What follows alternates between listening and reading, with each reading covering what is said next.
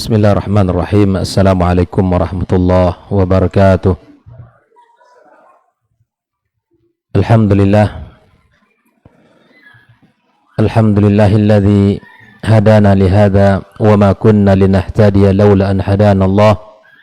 Ashhadu an la ilaha illallah wahdahu la syarika lah wa ashhadu anna Muhammadan abduhu wa rasuluhu alladzi la nabiyya ba'dah.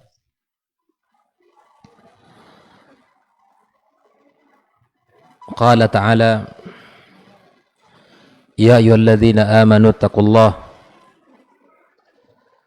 ittaqullaha haqqa tuqatih wa la tamutunna illa wa antum muslimun. Wa qala ta'ala ya ayyuhalladzina amanu ittaqullaha wa qulu qawlan sadida yuslih lakum a'malakum wa yaghfir lakum dhunubakum wa man yuti'illaha wa rasulahu faqad faza fawzan 'azima. Amma ba'du, Allahumma ati nufusana taqwaha wa zakkiha anta khairu man zakkaha anta waliyuha wa maulaha innaka ala kulli syai'in qadir. Ma'asyiral hadirin wal hadirat jamaah salat maghrib dan isya Masjid At-Taubah Kota Bangkinang rahimakumullah. Alhamdulillah, puji dan syukur marilah senantiasa kita ucapkan kepada Allah atas nikmat yang Allah berikan kepada kita. Malam ini kembali kita dipertemukan dalam majlis kajian tafsir kita, yang kita berharap kepada Allah pertemuan ini diberkahi olehnya, menjadi sebab dosa-dosa kita diampunkan oleh Allah Subhanahu wa taala, diliputi oleh rahmatnya, serta kita didoakan oleh para malaikat-malaikatnya, dan kita dibanggakan pula di hadapan para makhluknya. Semoga kita semua yang berhadir ini Allah berikan kemudahan dalam setiap ketaatan, dan siapapun yang menginginkan kebaikan, maka Allah mudahkan baginya. Allah berikan jalan-jalan itu, karena sungguh tidak ada satu kebaikan pun yang bisa kita lakukan kecuali atas izin Allah Subhanahu wa taala. Kemudian ucapan salat dan salam tak lupa pula kita sampaikan untuk junjungan kita Muhammad sallallahu alaihi wasallam.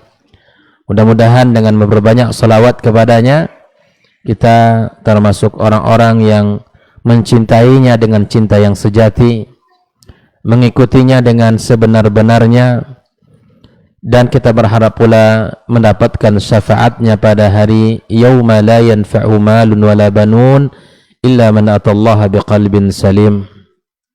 Ikhwani wa akhwati fi din, jamaah yang dimuliakan Allah, malam ini kita memasuki surat Al-Balad, ya, surat Al-Balad. Pada pembahasan surat sebelumnya, itu surah Al-Fajr, sudah kita bahas.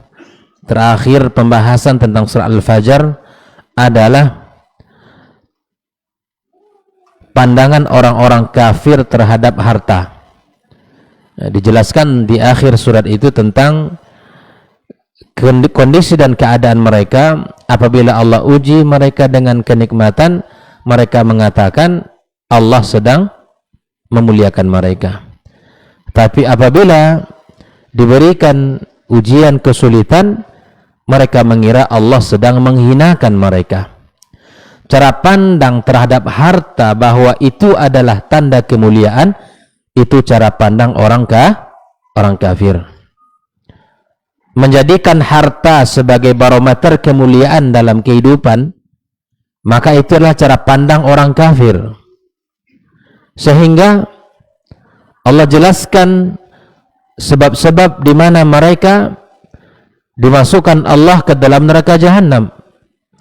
Amalan-amalan yang membuat mereka Allah azab dengan azab yang pedih. Itulah salah satunya adalah di mana mereka tidak memuliakan anak yatim. Orang-orang kafir sifat mereka tidak memuliakan anak yatim. Yang kedua, wala tahadduna ala ta'amil miskin. mereka juga tidak saling menyuruh di dalam memberikan makan orang miskin.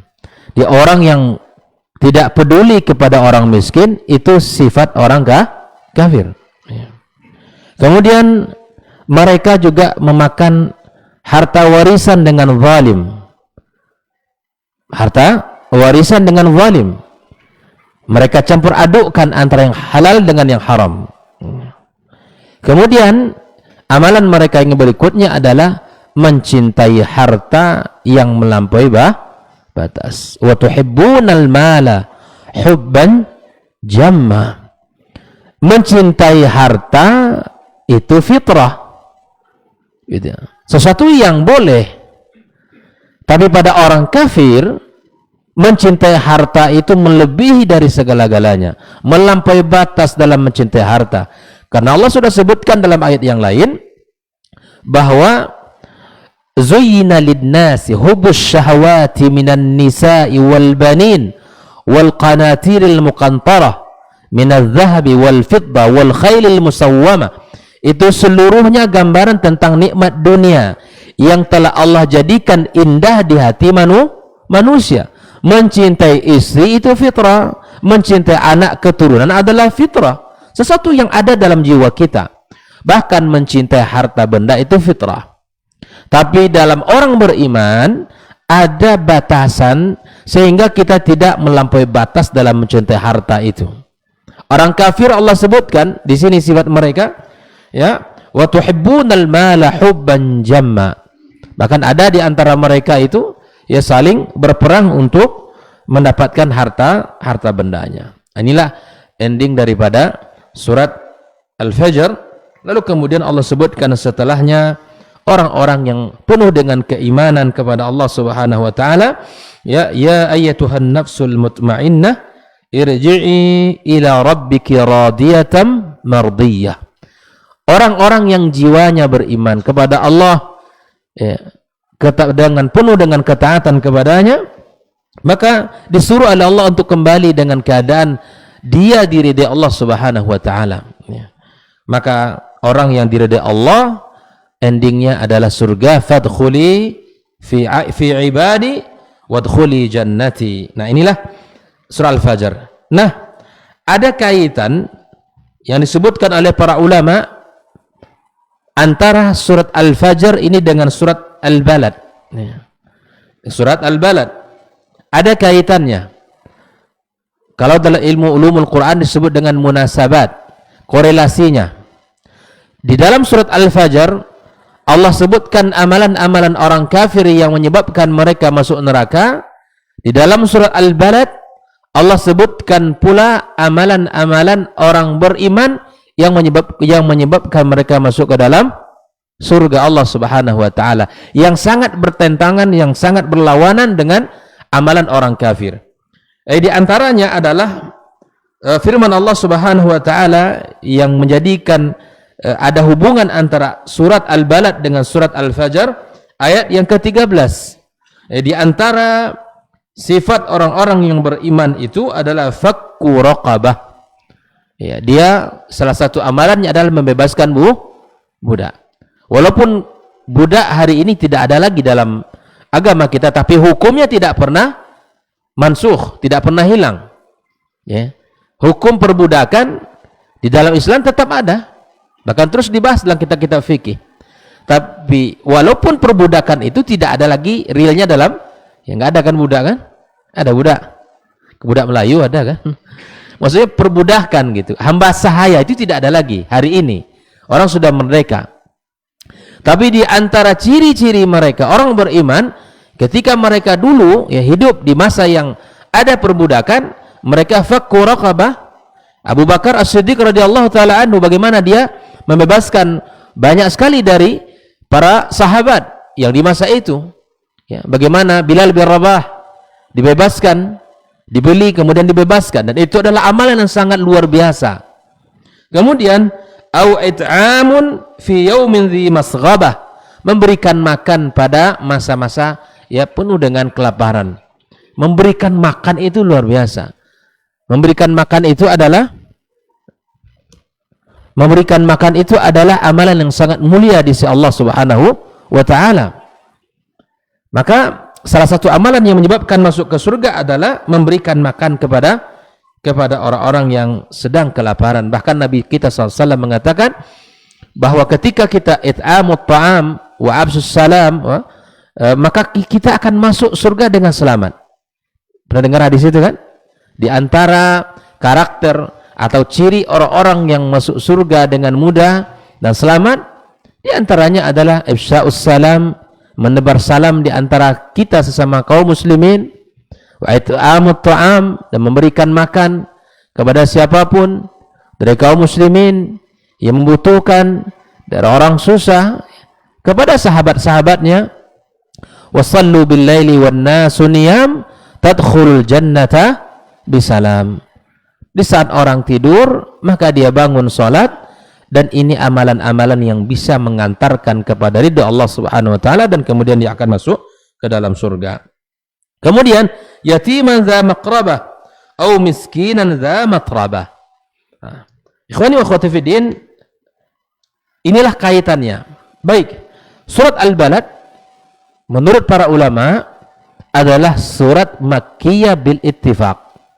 Surat Makkiyah, diturunkan kepada Nabi kita sallallahu alaihi wasallam sebelum Nabi hijrah ke kota Madinah Al-Munawwarah. Itu surah Al-Balad.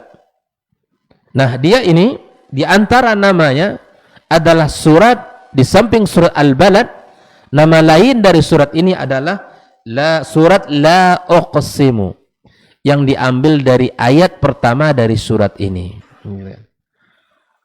Kemudian Al-Imam Al-Qurtubi menyebutkan bahwa surat Al-Balad Makkiyatun biittifaq. Tidak ada di situ khilaf para ulama, ayat-ayatnya seluruhnya Makkiyah. Apa pembahasan di dalam surat Al-Balad ini? Tema yang Allah ingin pesankan kepada kita dalam surat ini, yang pertama adalah masih dalam berbicara tentang kemuliaan-kemuliaan kota suci Mekah yang Allah berikan padanya banyak kemuliaan-kemuliaan. Ya, di samping itu adalah Allah Subhanahu wa taala ingin mengingatkan kita dengan beberapa nikmat-nikmatnya. Sebagaimana Allah berikan kepada kita dua pasang mata, Allah berikan kepada kita lidah, dan Allah berikan dua asyafatain. Kemudian Allah berikan banyak hal pada diri kita, di mana kita sangat atau selalu di dalam nikmat-nikmat Allah Subhanahu wa taala, dalam naungan Allah tabaraka wa taala. Lalu kemudian surat Al-Balad ini berbicara tentang orang-orang yang tertipu dan terpedaya juga oleh harta, oleh kekayaan, oleh nikmat-nikmat tersebut yang telah Allah berikan kepadanya. Kemudian Allah juga berikan kepada kita sebuah pelajaran akan berakhirnya kebaikan-kebaikan bagi orang-orang yang baik. Artinya perjalanan mereka akan diakhiri dengan husnul khatimah. Adapun jalan-jalan orang-orang yang tidak beriman, maka akan mendapatkan akibat buruk dari perbuatan mereka. Baik, ikhwani wa akhwati fiddin, mari kita lihat ayat yang pertama dari surat Al-Balad ini. Allah Subhanahu wa taala mengatakan la uqsimu bihadzal balad. Allah bersumpah, lagi-lagi Allah bersumpah dengan sumpah terhadap negeri ini. Kata la di situ, la artinya apa? Tidak ya. Tapi para ulama seharusnya kan uqsimu bihadzal balad. Maka kedudukan la ini adalah liziyadah wa taukid. Apa gunanya? Untuk menguatkan. Untuk menguatkan kata la pada ayat yang pertama ini, la uqsimu bihadzal balad. La di sini adalah liziyadati, tambahan untuk penguatan, litaukid, bahwa Allah Subhanahu wa taala benar-benar bersumpah terhadap negeri ini. Negeri yang dimaksud adalah kota Makkah Al-Mukarramah. Allah bersumpah dengan negeri ini. Lalu kemudian Allah Subhanahu wa taala menyebutkan wa anta hillum bihadzal balad. Ini sumpah yang kedua ya. Wa anta hillum bihadzal balad. Engkau Muhammad pasti akan menempati kota ini. Nah, mari kita lihat. Wa kota Mekah, kota yang penuh dengan keistimewaan. Nabi mengatakan, wa inna Ibrahim harrama Makkah wa inni haramtul Madinah. Dua kota suci dalam Islam. Bahkan ada 3 masjid yang mana Nabi memerintahkan kita untuk bersusah payah, untuk pergi. La tashuddur rihal illa ila thalathati masajid.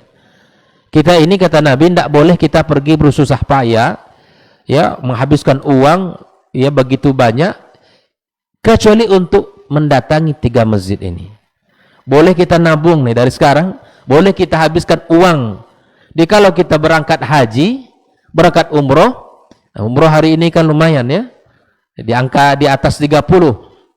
Atau haji tahun berapa sekarang? 50 bang? Atau haji plus berapa?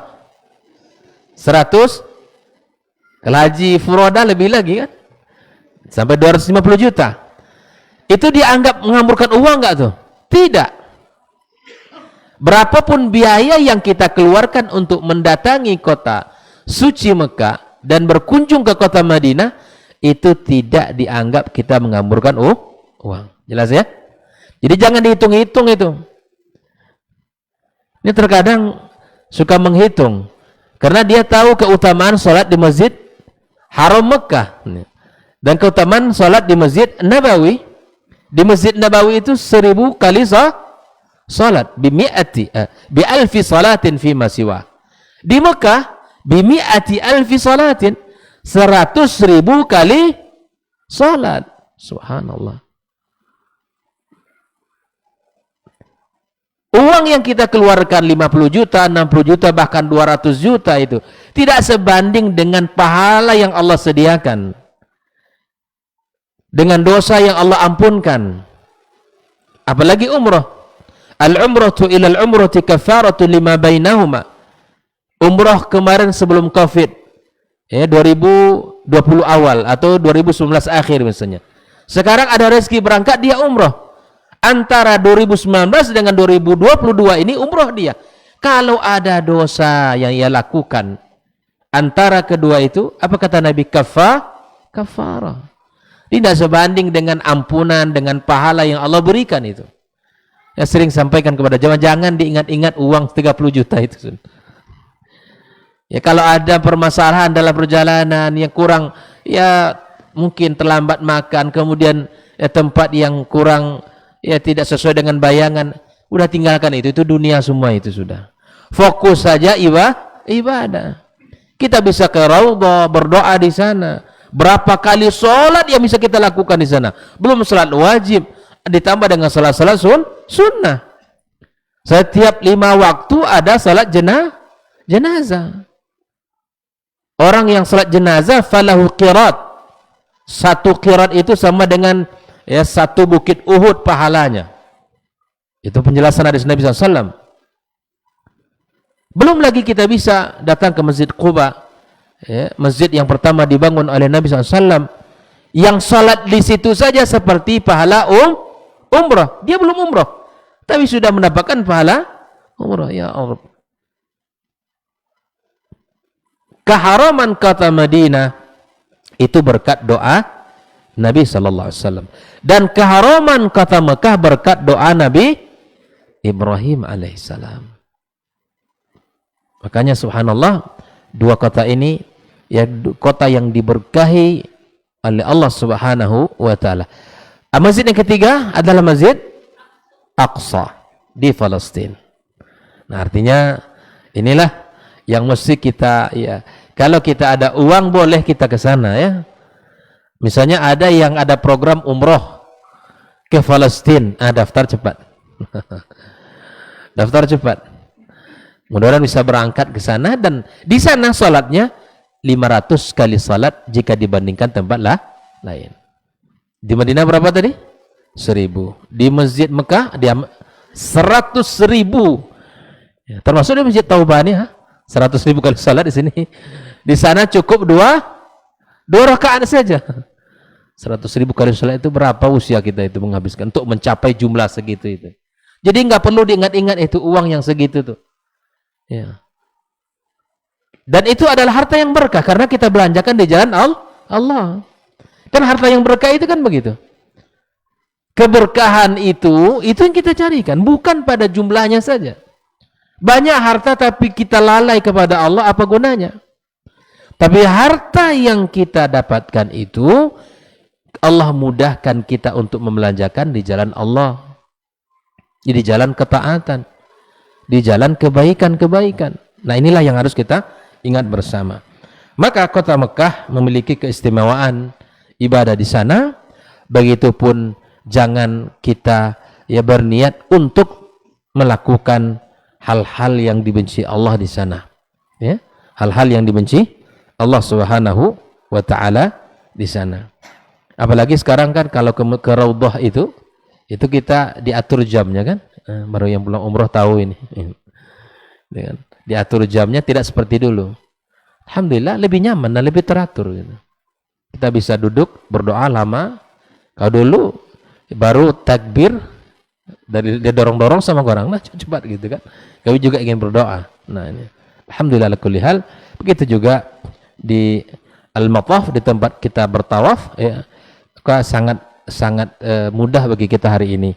Ala kulli hal ya, kita doakan negeri Arab Saudi yang semoga Allah jaga, Allah berikan taufik kepada para pemimpinnya untuk senantiasa memberikan yang terbaik untuk umat ini dalam berkhidmat, karena digelar dengan Khadimul Haramaini Syarifaini, ya, pelayan dua tanah suci. Semoga Allah berkahi negeri tersebut. Amin ya rabbal alamin. Wa anta hillum bihadzal balad. Allah ingin menegaskan kepada Nabi kita sallallahu alaihi wasallam bahwa Nabi Muhammad akan menempati kota itu. Ini sudah ada gambaran. Allah akan telah berikan kabar gembira ini. Wa anta hillum bihadzal balad.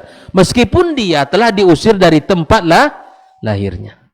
Meskipun dia telah keluar, karena memang Nabi mengatakan itu ya. Ketika dia sampai di kota Madinah, ketika ingin hijrah itu, dia berkata kepada kota Mekah yang penuh dengan kenangan indah. Yang namanya kota tempat dia lahir kan? Kampung dia. Tentu banyak kenangan di masa usia-usia kecil. Banyak hal-hal yang menjadi kenangan indah baginya. Apa kata Nabi SAW? Laula anna qaumaki akhrajuni lama kharajtu. Kalaulah bukan karena penduduk kota ini, wahai Mekah, mengusir aku dari negeri ini, aku takkan keluar. Bayangkan. Jadi ada rasa sedih di hati Nabi kita sallallahu alaihi wasallam meninggalkan kampung halamannya. Tapi kemudian Allah telah mengabarkan kepada Nabi kita sallallahu alaihi wasallam, ya, jauh sebelum Nabi hijrah, turun ayat ini, wa anta hillum bihadzal balad. Ini pendapat yang paling dikuatkan oleh para ulama tafsir, bahwa Nabi kita akan menempati negeri ini. Ya, terbukti ketika Fatu Mekah, subhanallah, Nabi sallallahu alaihi wasallam yang menempati kota ini dan kemudian membersihkan kota Mekah dari segala bentuk kesyirikan-kesyirikan yang ada di sana. Ini Nabi dikuatkan oleh Allah tabaraka wa taala bahwa dia akan menempati kota Mekah ini. Kota yang diberkahi Allah tabaraka wa taala ini. Kota yang menjadi kiblat kita. Di sana ya kemudahan, dan di sana terdapat banyak kebaikan-kebaikan di kota yang sangat penuh dengan keberkahan ini. Lalu kemudian Allah Subhanahu wa taala bersumpah pada sumpah yang ketiga, wa walid wa ma walad. Wa walidi wa ma walad, demi ayah ya. Wa walad ni anak. Di sini disebutkan para ulama bahwa siapa yang dimaksud di sini ya oleh Allah tabaraka wa taala, maka banyak pendapat para ulama yang mengatakan bahwa waqilal muradu bil walid huna Ibrahim alaihissalam, ya, wa bima walad ay as-salihuna min dzurriyyatihi, itu orang-orang saleh dari anak keturunan Nabi Ibrahim alaihissalam. Kalau kita perhatikan kota Mekah itu kan kota yang khususnya Masjidil Haram itu berada di lembah ya, di tengah-tengah yang dikelilingi bukit ya, di bawah di lembah ya. yang mana disitulah terjadi kisah panjang keluarga Nabi Ibrahim alaihissalam yang sampai hari ini bisa kita baca dalam surat Ibrahim bagaimana kisah-kisah yang sangat indah, yang sangat luar biasa, di mana Allah Subhanahu wa taala mengisahkan kisah keluarga Ibrahim bersama anaknya ya Ismail alaihi salam. Nah, yang mengatakan wa walid, ya demi walid, demi ayah. Siapa di sini adalah Ibrahim alaihi salam, dan anaknya adalah as-salihuna min dzurriyyatihi, orang-orang yang saleh dari keluarganya Ibrahim alaihi salam. Wa qila al-murad bil walid mayyuladu lahu. Ini sifatnya umum, siapapun. Ya.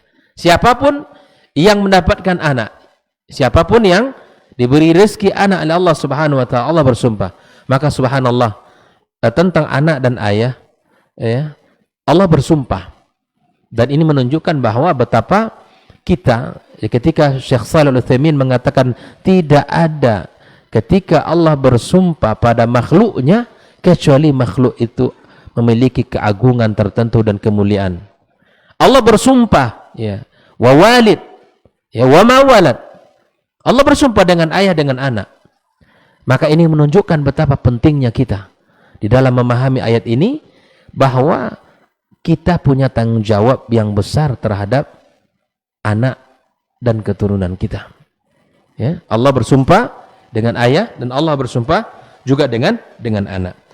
Al-walid dalam riwayat lain mayyuladu lahu wa biqaulihi wa ma walad alladzi lam yulad lahu alaihi takunu ma nafiyah. Ini mani manafiyah.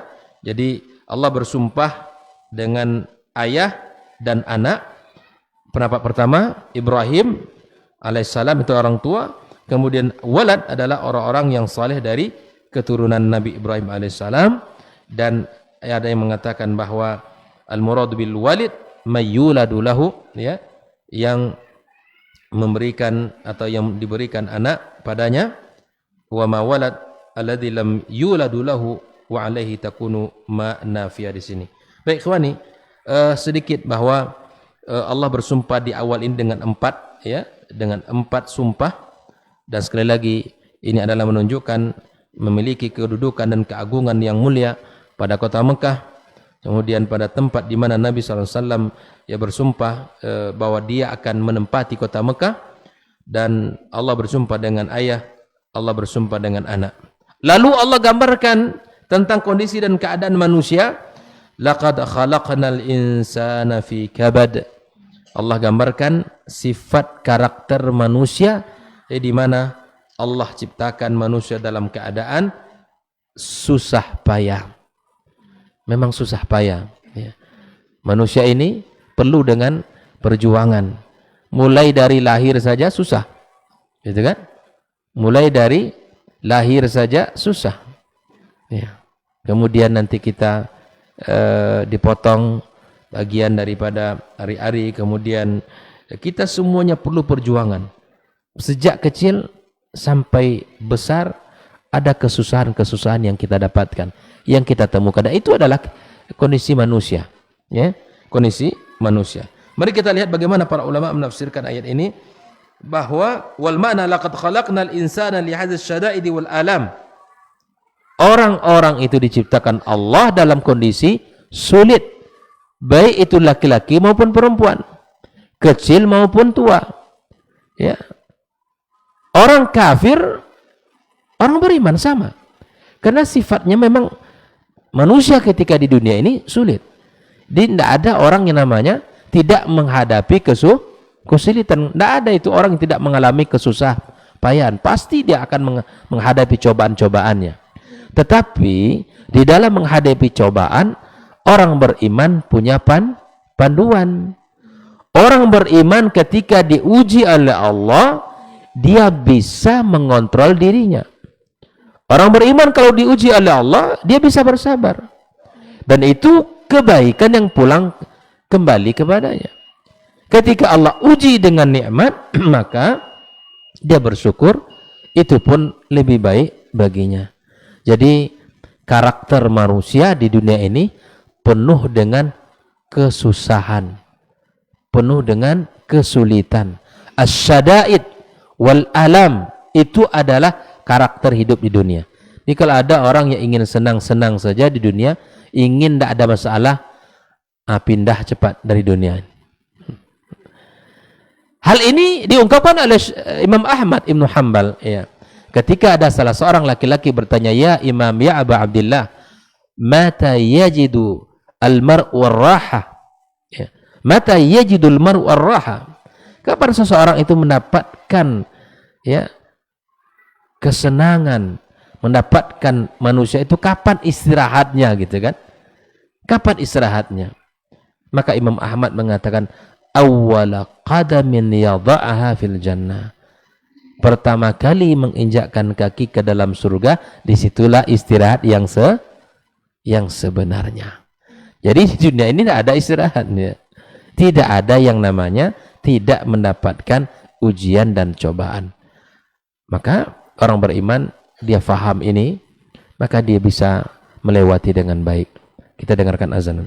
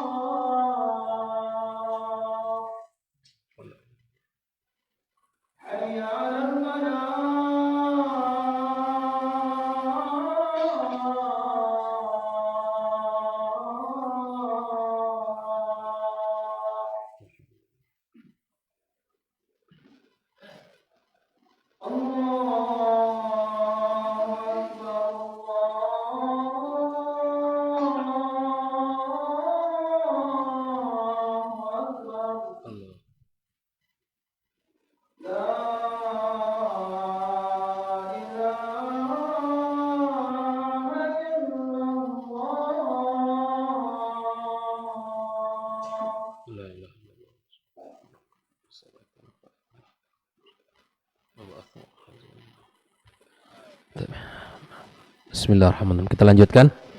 Laqad khalaqnal insana li hadhihi syada'id wal alam.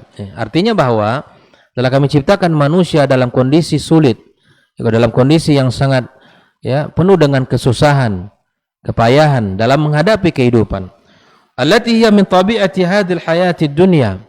Kesulitan itu adalah tabiat dunia. Hidup di dunia memang akan menghadapi kesulitan. Itulah tabiatnya dunia. Wallati la yazal yukabiduha, yang terus dihadapi, ya.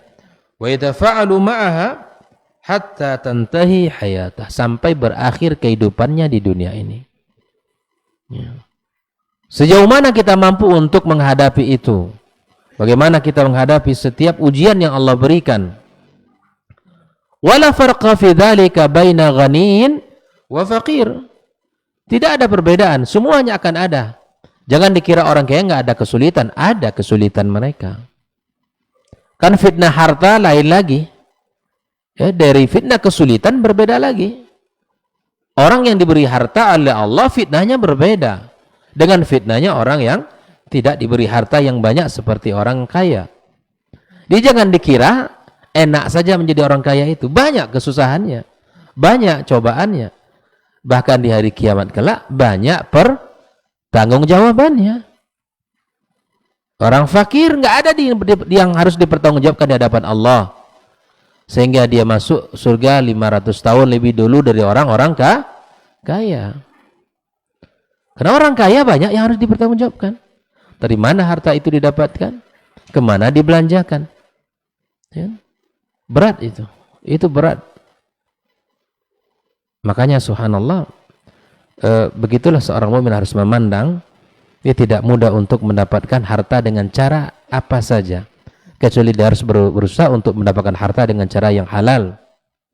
Karena harta tidak hanya berujung di dunia saja, tapi akan ada pertanggungjawaban yang berat di hadapan Allah di hari kiamat kelak. Bukankah 4 pertanyaan yang ditanyakan Nabi itu kan, lan tazula qadama 'abdin yaumal qiyamah hatta yus'ala an arba'.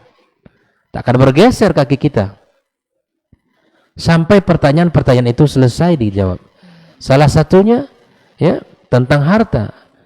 Min aina iktasabta wa fima anfaqta. Dari mana itu harta kamu dapatkan, kata Allah, dan kemana kamu belanjakan. Di urusannya bukan hanya sekadar di dunia, urusannya berujung di akhirat. Kalau amanah dia, baik dia, insya Allah dia akan dimudahkan Allah Subhanahu wa taala. Makanya Abdurrahman ibn Auf itu ia tidak nyaman kalau lama-lama harta itu numpuk di rumahnya. Sebelum fajar itu sudah harus keluar keuntungan dagangnya. Nah, ini berat ini ya. Ya. Ini kalau dapat keuntungan harta sebelum subuh tiba itu sudah harus keluar keuntungan. Ini kalau Abdurrahman ibn Auf banyak untung, usahanya tidak bisa dia tidur. Kelawa semakin lama laluan. Begitulah dulu para salaf ya. Orang-orang yang kecintaan mereka terhadap Allah dan Rasul mereka luar biasa. Ya. Tapi memang tipikal Abdurrahman ibn Auf. Sampai Nabi mengatakan bahwa dia khawatir kalau batu saja dibalik sama dia dapat emas. Nah, itu pula. Memang orang kaya gitu kan. Batu dibalik dapat emas sama dia. Begitu Allah bukakan. Tapi dia sadar bahwa kekayaan itu tidak menjadikan dia kalau tidak amanah. Sampailah kalimat Nabi kepada Abdurrahman ya, dengan kalimat yang sangat banyak ya, yang beliau artinya sangat luar biasa di dalam membela agama Allah Subhanahu. Belum lagi Utsman radhiyallahu taala anhu, sahabat sekaligus menantu beliau ya, yang sangat kaya raya dan sangat berkorban ya, mengorbankan harta benda untuk demi tegaknya agama Allah yang mulia ini. Nah, inilah bahwa ikhwan wa akhwati fiddin, sekali lagi bahwa kehidupan dunia, orang kaya, orang miskin sama. Ada kesulitan-kesulitan yang dia hadapi dalam dunia ini. Wa hakimu au mahkum, yang hakim dan yang dihukumi, yang diberikan putusan, ada kesulitan-kesulitannya. Orang pejabat banyak kesulitannya, fitnahnya berat. Orang pejabat ya. Dan subhanallah, maka masing-masing kita minta kepada Allah ya, seperti yang disebutkan oleh Nabi sallallahu alaihi wasallam ya, dalam zikir pagi kita jangan pernah kita tinggalkan doa ini. Allahumma inni as'alukal afwa wal afiyata fid dunya wal akhirah. Kita minta kepada Allah keselamatan, kemaafan di dunia dan di akhirat. Keselamatan. Setelah permintaan secara global ini, lalu kita minta kepada Allah, Allahumma inni as'alukal afwa wal afiyata fi dini. Minta keselamatan kepada Allah dari pada agamanya. Karena tidak ada yang paling berharga yang dimiliki oleh seseorang daripada iman, Islam yang ia punya, agamanya. Minta keselamatan pada agama kita. Setelah itu apa? Wa ahli, minta keselamatan kepada keluarga. Wa mali, dan pada harta.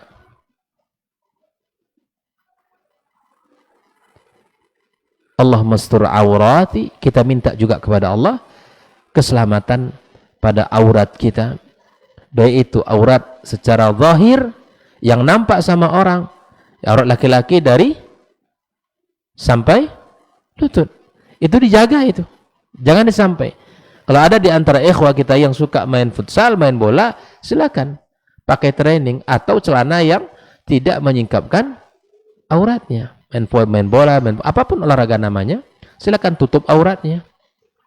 Ya, silakan tutup auratnya. Silakan olahraga, tapi jangan kita bermudah-mudah dalam menyingkap Kita minta Allah mastur aurati, aurat kita. Baik aurat, aib kita, kesalahan-kesalahan kita minta juga kepada Allah penjagaannya. Agar Allah jaga dan Allah berikan kepada kita keselamatan. Hari ini orang mau berteman dengan kita, mau bersahabat dengan kita karena Allah masih menutupi aib kita, dosa-dosa kita.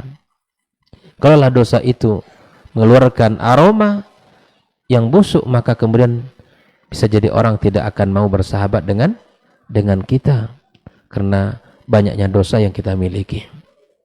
Oleh ikhwan wa akhwat fiddin, sekali lagi mintalah kepada Allah keselamatan pada agama kita, pada keluarga kita, pada harta kita. Allah mastur aurati wa amin rawati, dan tenangkan jiwa kami, jauhkan dari segala bentuk yang membuat dia tidak nyaman. Ikhwani wa akhwat fiddin, nah fal kullu yujahidu wa yuqabidu wa yat'ab. Masing-masing kita punya berhadapan dengan masalah. Maka dia berusaha untuk mengukur masalahnya. Orang beriman, masalah itu dihadapi dengan penuh dengan ketenangan. Allah yang akan menyelesaikannya. Allah yang akan membantu kita. Maka jangan dikira orang-orang yang mengakhiri kehidupan mereka dengan mereka mengira mengakhiri masalah dengan menggantung diri, itu masalah terbesar, ya kan? Bukan mengakhiri masalah, tapi mendatangkan masalah yang lebih besar. Karena orang yang membunuh dirinya, di mana tempatnya? Neraka Allah Subhanahu Wa Taala. Tidak mungkin kita di dunia ini, pasti akan ada masalah terus. Tidak akan pernah kita melewatkan hari kecuali ada masalah. Tapi tentu kadarnya tidaklah sama antara kita dengan saudara kita. Makanya Nabi mengatakan ketika dihadapkan kita pada masalah, obatnya sabar. Ketika dihadapkan dengan nikmat, obatnya syukur. La yamliku dzalika, tidaklah dimiliki oleh hal itu kecuali orang beriman. La yamliku dzalika illal mu'min. Orang beriman yang punya itu. Orang beriman yang seperti itu, maka kebaikan akan kembali kepadanya. Ikhwani wa akhwati fiddin, dalam pendapat para ulama yang lain mengatakan bahwa ai fi ta'bin wa masyaqqatin, kami ciptakan manusia dalam kondisi lelah, dalam kondisi yang penuh dengan kesusahan. Fa innahu la yazalu yuqasi funun asy-syada'id min waqti nafkhir ruh ila hini naz'iha. Kata para ulama, manusia akan terus menghadapi masalah sejak mulai ditiupkan ruh sampai ruh itu dicabut Allah Subhanahu wa Ta'ala. Jadi kita harus sadar betul itu. Mulai ditiupkan ruh kita dalam diri kita, maka mulai masalah sampailah sampai berakhir ketika ruh itu dicabut Allah. Jadi jangan kita hilang kendali jiwa kita ketika ada masalah. Karena memang ad-dunya hiyal masyaqqah. Dunia itu adalah memang masalah. Ya, maka orang yang tidak mau masalah segera pindah dari dunia. Gitu ya. Karena masalah itulah memang tabiat hayat kita, tabiat kehidupan kita. Masalah diri kita, masalah dalam rumah tangga kita, masalah pada anak-anak kita, masalah dalam pekerjaan kita, bisnis kita, usaha kita, dan seterusnya.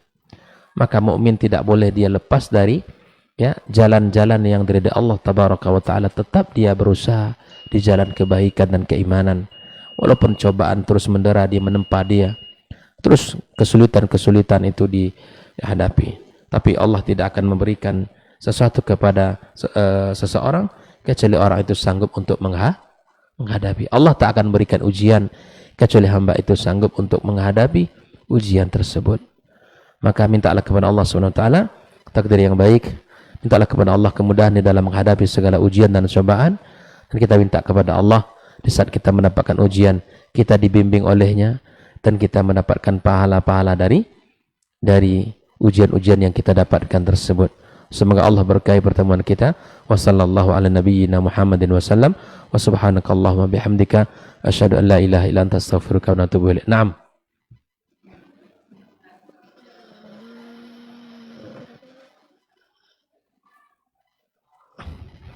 Tanpa mahram. Nah, ini pembahasan panjang. Ala kulli hal, ya. Antara aturan syariat dengan aturan legalitas formal itu berbeda. Maka hari ini teman-teman ya, para kaum muslimin, wanita hendaklah dia safar dengan mahramnya. Itu hadis Nabi yang memesankan. Nabi mengatakan tidak boleh safar ya wanita dengan dalam sebuah perjalanan kecuali dengan mahram. Maka hal ini diketahui juga oleh kawan-kawan yang bergerak dalam bidang travel. Maka untuk memudahkan ini dibuatlah mahram-mahraman.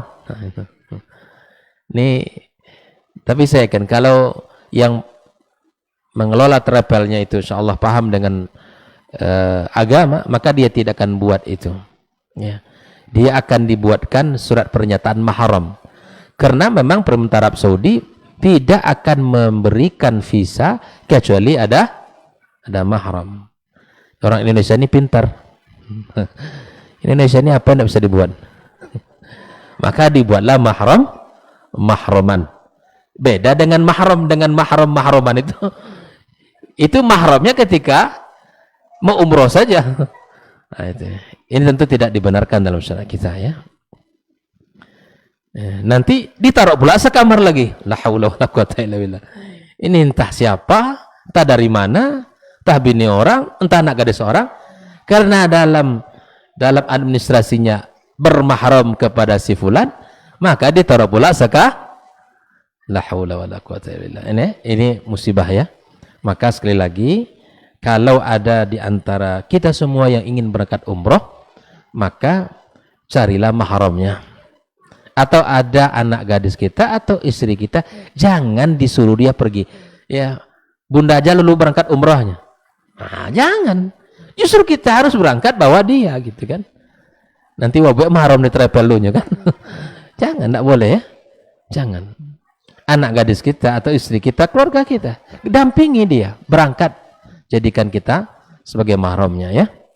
Begitu Bapak ya. Jadi kita tidak boleh berangkat umroh haji kecuali dengan mahram. Usahakan untuk berangkat, siapapun dari keluarga kita yang perempuan, berangkat dengan mahram, bukan dengan mahraman. Bukan dengan mahram sesaat 12 hari berangkat umroh dapat mahram baru. Nah, dengan mahram legalitas. Ya, karena diatur oleh regulasi mesti ada mahram, maka dibuatlah mahram-mahraman. Jangan. Kalau bisa dihalalkan sebelum berangkat, itu bagus juga itu. Gitu kan? Karena ini adalah syariat, gitu kan? Supaya memang sah mahramnya, maka dihalalkan sebelum paham dia kan? Alhamdulillah. Yalah. Semoga ada rezeki seperti itu insyaallah ya. Assalamualaikum warahmatullahi wabarakatuh.